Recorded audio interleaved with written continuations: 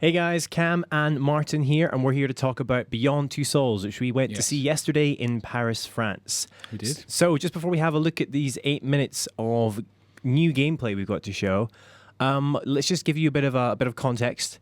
So what we're about to see is you play the main character, Jodie, and this first scene takes place when she's very young, and she has this ability, this link with this entity named Aiden, who's this supernatural being who she can kind of control to a degree, or at least can work with in some sort of way. So we're seeing this very first, or one of these initial tests with this other character played by Willem Dafoe, who's a scientist, and they're running her through some kind of psychic test to see if she can indeed control this being Aiden. So let's have a look at that first.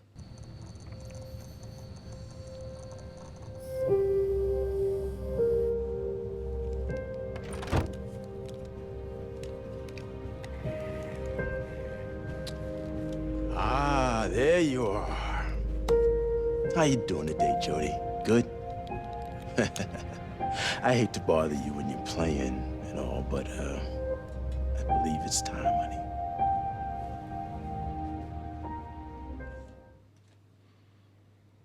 Okay, we're gonna put this on now. Remember? It's just like a crown. Oh, yeah. Oh, now you're a little princess.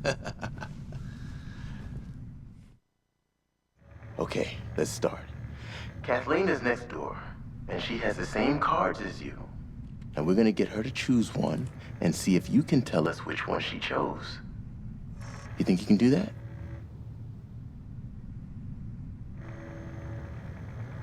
Good. All right, let's go for it. First card.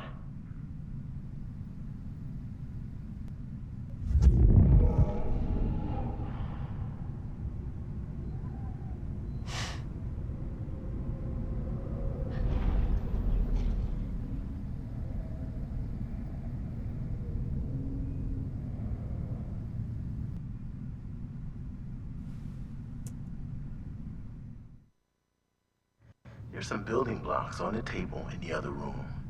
You think you can make them fall over?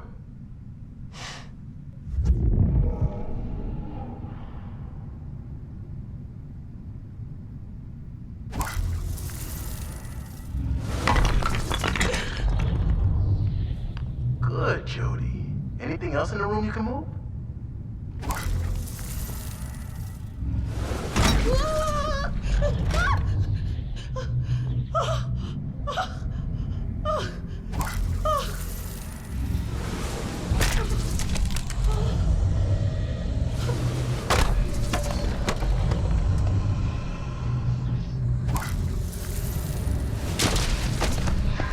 That's it. I'm sorry, but I'm done. Okay, Jodie, honey, the experiment is over. It's locked. The door's locked! No, Kathleen, it's not locked. It's probably Get me just out stuck. of Give here. us a moment. Get me out of here now! Calm down, Kathleen. Go get the door. You have to stop now, Jodie. The test is over. You need to stop. I can't! He's not listening! No! He's not listening! We're detecting a resonant magnetic signal in excess of 20 Tesla.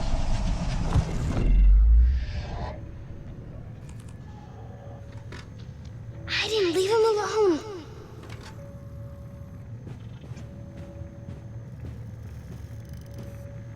Oh, Craig. You okay?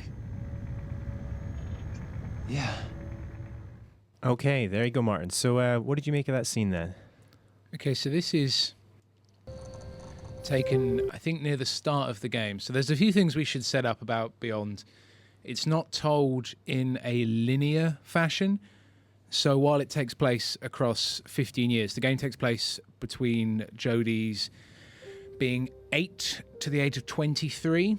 Whether that is her whole life is, I think, one of the things they're trying to keep a little bit under wraps here. But it could be. It could be. Some pretty grim stuff happens to her. But this takes place near the beginning of the game. I think she's 8 in this scene, and it's just been sort of discovered that she has this connection to what Quantic Dream's calling a an invisible entity.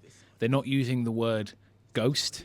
Yep, or but poltergeist or anything like that. But They it's say entity. it's the entity. And her parents, Jodie's parents, have worked out, well, not worked out, but they're starting to believe that something might actually be different about her. And so they've sent her off to Willem Dafoe's character, Nathan Dawkins, who works for, I believe it's the Department of Paranormal Activity. So there's a slight X-Files-y thing that starts to develop here. There's a sort of mix between, you know, government agencies and sci-fi and a supernatural element here. And this machine that she's got on her head is for them to sort of monitor her brainwaves and stuff. Her and EKG, look at what the she's different theta doing- waves and stuff. yeah.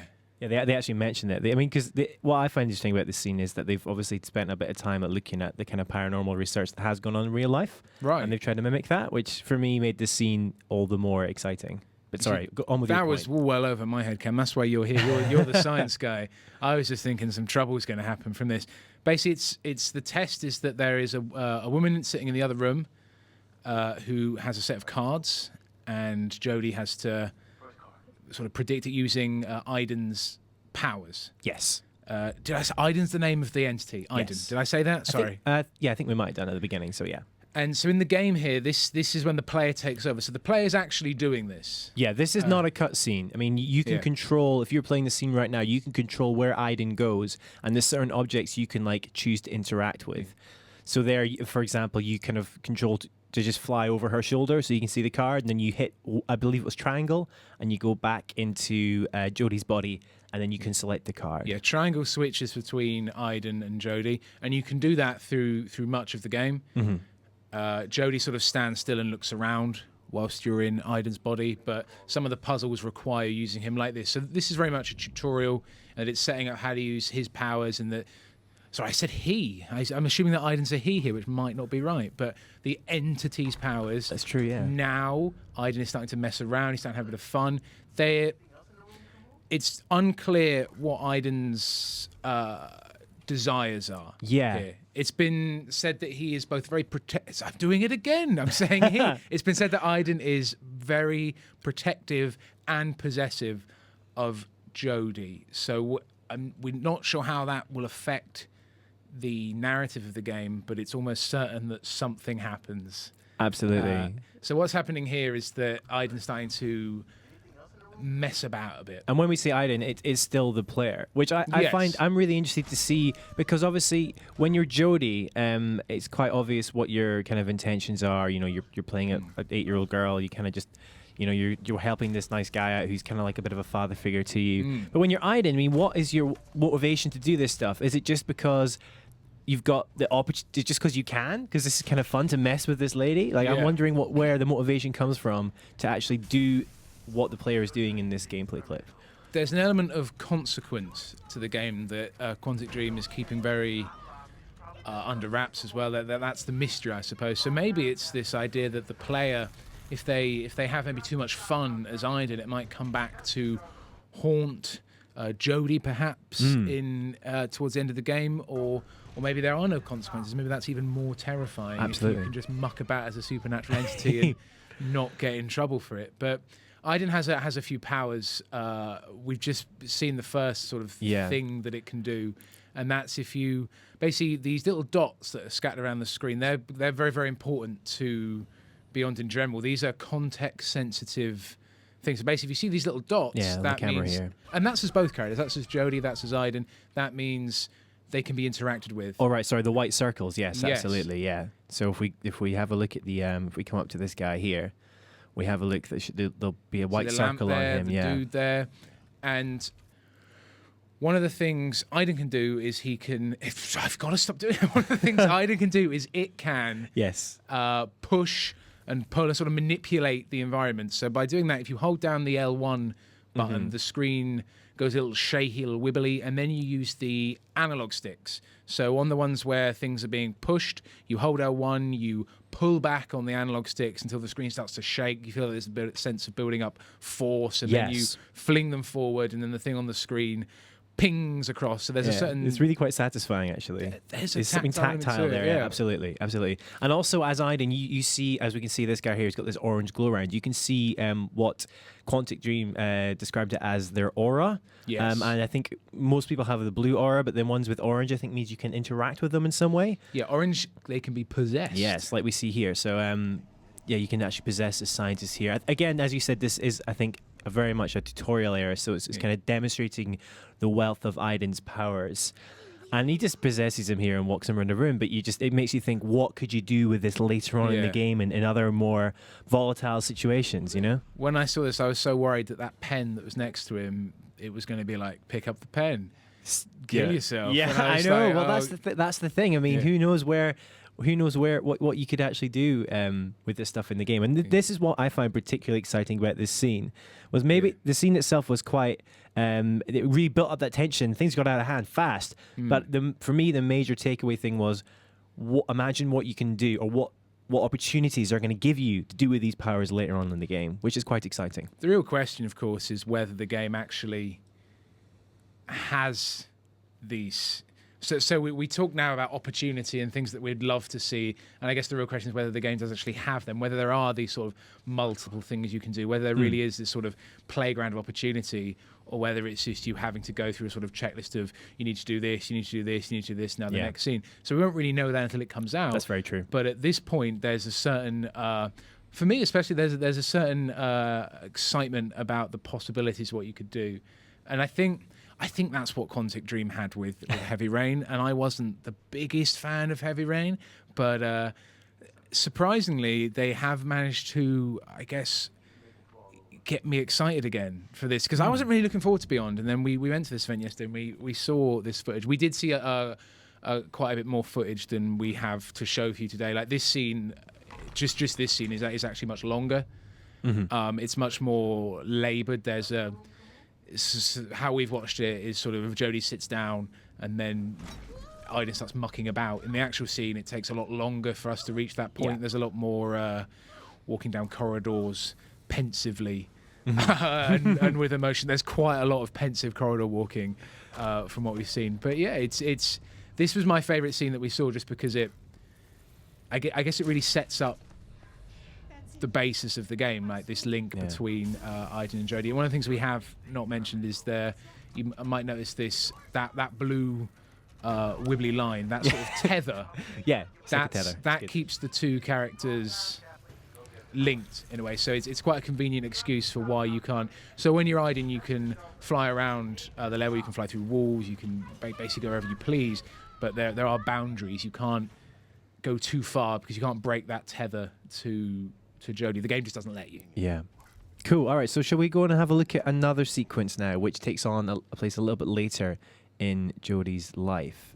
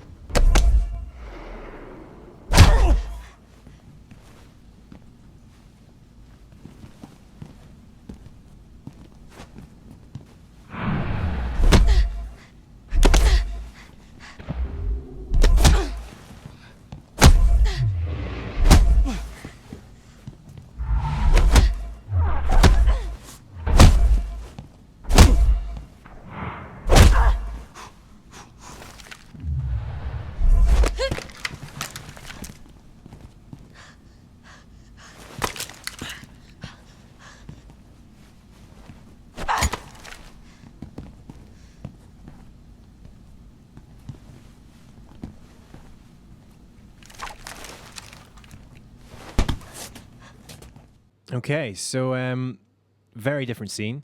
This is kind of like a tutorial to combat, I think, isn't it? Yeah, this is quite a big change from what we were used to in Heavy Rain. If you remember, Heavy Rain was very much, it was QTs for everything. It was press the button that appears on the screen to do things.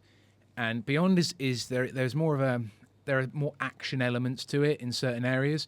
And I think to make it feel like it does have that sort of kick to it, they've had to change how they sort of do these action scenes. And so what you'll notice here is it's still sort of playing out to a QT style thing where an action happens and you have to respond, but it pauses here. It goes into the sort of slow-mo mode. I think they actually referred to it as a bullet time. Bullet time. Yeah, that's the kind of term that we've heard that obviously used many times before. But yeah, the idea is it's not like a button prompt as such, is it? You kind of push the right stick in the direction of the kind of threat, I guess. So, and that works for punching and blocking. So if you want to throw a punch when it slows down, you point the stick the correct way, basically. Yeah, this works for every time in the game that it does the bullet time thing. You have to point the stick in a direction that you think you should be doing, and I guess there are states where it plays out correctly. There are states when you've made the wrong choice. Yeah. This actual scene here is playing out very differently to how we saw it yesterday. Exactly, yeah. This whole gun thing that's going on, we never saw. We didn't see at all. What happened when we saw it yesterday is that Jodie kicked the ever-loving stuffing out of the guy, and then they had another bout, and he did a lot better, and then Aiden sort of got involved. Yeah. So it just shows there are actually very different ways to how, I guess, these scenes can play out. And it wasn't obvious with that first watch that we had that there would have been an alternative. There's no Mass Effect moment of choose good option or bad option. You know, which for me is because you don't know how many options there are. There might only be two.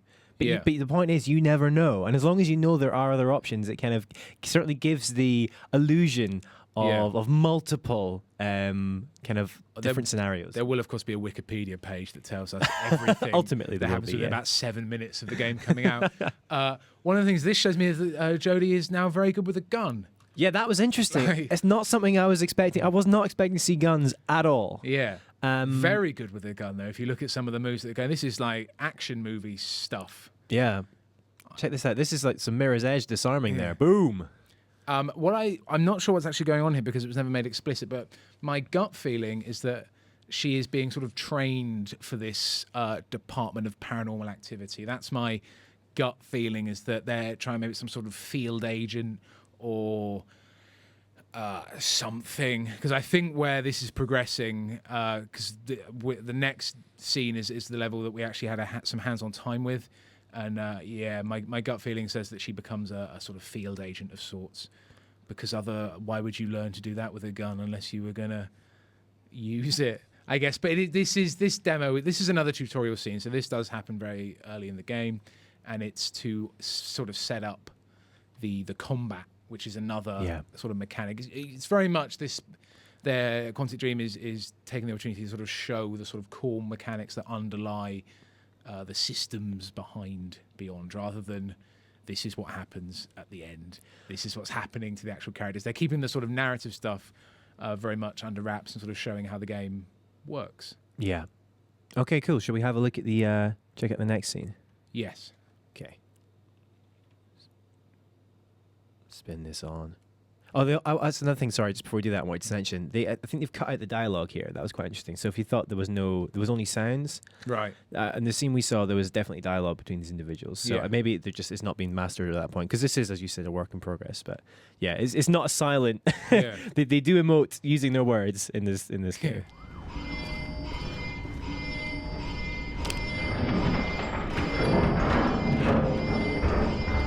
Great.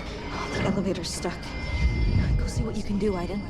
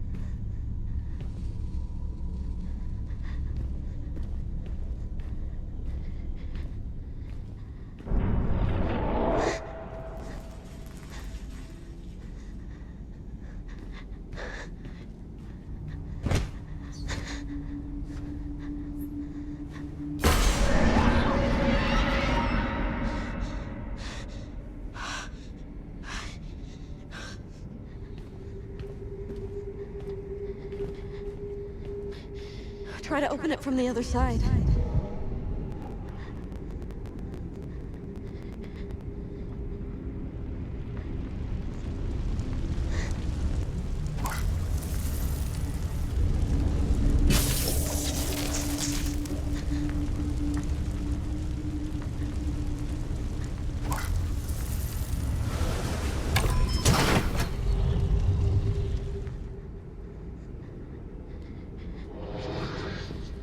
I can feel it too. They're here.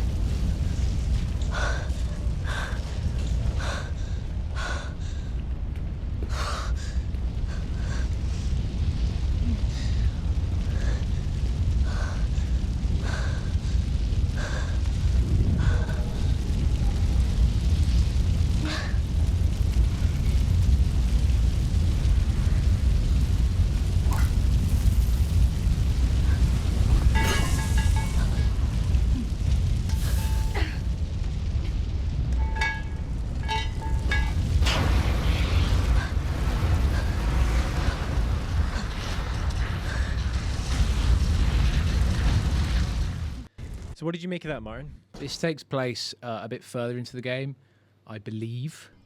Obviously, like, because it doesn't play out in a linear sense, this could, for all I know, be the first or last scene of the game. But my gut feeling tells me it takes place a little bit after the two scenes we've seen so far.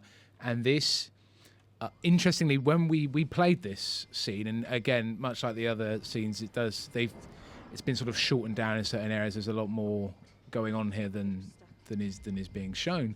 But we weren't allowed to listen to one of the dialogue scenes at the start of this chapter because it's too spoilery. Yeah, they were very protective, as you can understand, of the story. But it did mean that they gave kind of just enough context for, I think, this stuff to make sense as we were playing it. So I'll tell you what I think. Go for it. Go for it. From what we've been playing, and of course this is just my interpretation. I think so. This is set in the DPA. I think what's happened is you'll spot there that the floors are called robotic technology. Let's have a look at those floors laboratories. Again. Let's inspect them. So we got robotic technology. Okay, let's move your head, Jodie. There we go. Yeah. We had archives and documents, I guess. Lasers, applications. Ooh, that sounds good. Cafeteria on the ground floor, of course. Let's go there, Jodie. And but basically, so Jodie goes to the laboratories. What I think has happened here is I think people have been, as people are wont to do, maybe messing about with some of this supernatural stuff, and I think they've released something that isn't tethered. I think they've released something that's like Aiden, but is not linked to a human, or maybe it is linked to a very bad person or something, because what's happened here is, I think, is plainly obvious, is I think it's running amok. Yes. And, silly scientists, when will they learn? Yeah, and your spot in this scene especially, as she walks through this spooky-looking government corridor thing. Bush. That looks like Aiden's possession thing. I think another entity is using... absolutely. The white eyes. Yeah, and which you'll see... We check on here. And this is when I played this bit, I was like, this is more survival horror than any survival horror game I've played in a while. You know, had that feeling, had that sense of tension. I jumped at that. Yeah. When I played that in the game.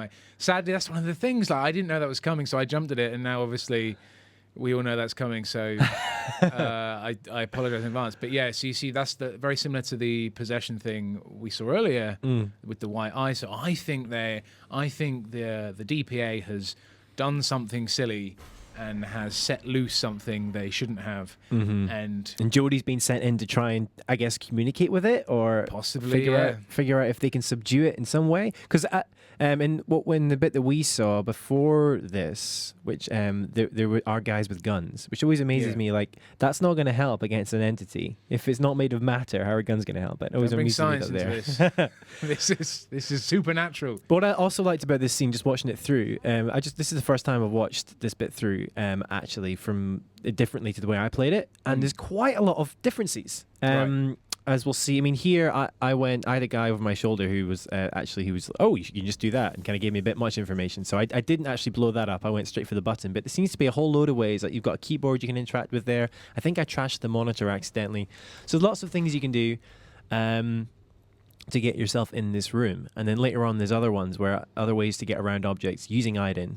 So there's definitely multiple. It's kind of problem solving with Aiden, and there's multiple ways to use it to help you.